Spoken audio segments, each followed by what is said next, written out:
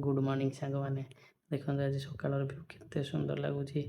काली भी आम balcony गपु गपु showy पड़ू समस्ते सका बाहर पे मैंने घर को जी कारण आज संडे अच्छी से रास्तार छाड़ी देखिली फल दुकान टी फल पलैली कारण आज एकादशी थी एकादशी जो रेट फलर न कहले भल तापर मुझे बाहर टी कर घर रसगोल्ला आपण मैंने जानते कर घर रसगोल्ला बहुत फेमस सालेपुर आमर आ बहुत भेराइटी मिठा था ता भर मुझे रसगोल्ला चूज कली भाई तो कहू भाई रसगोल्ला किसी मुझे धरिकी चलि घर को कारण आज एकादशी अच्छी यही सब खाଇବା आज हम फल रसगोल्ला बाटर देखला बेलू बढ़िया भ्यू थी कारण संडे भी आज पूरा फाँका थी मुझे भ्यू टी कैप्चर करदे घर को आसिलु टी ब्रेकफास्ट भी करदेलु कारण दुकान को जीवार थी भी आज संडे थी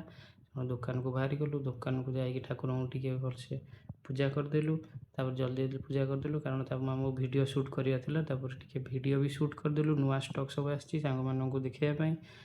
पुणी लंच टाइम होगा टी लंच भी टी करदेली फटाफट तापर मैं देखिली टी फाँका अच्छी तेणुकना काच सब टी असना होता दुकान ताकू भलसे स्प्रे करना पोछा पोछी कम लगी पड़ी भलसे पोछीदेली पोछिला मोर मन पड़ता जे आज टी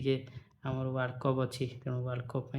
मुझे मैच देखा आरंभ कली आज इंडिया और साउथ आफ्रिकार फाइनाल अच्छी तेणुक सपोर्ट करदेली घर को आसी देखला बेलू आमर वर्ल्ड कप आम जीति जाइए बहुत दिन पर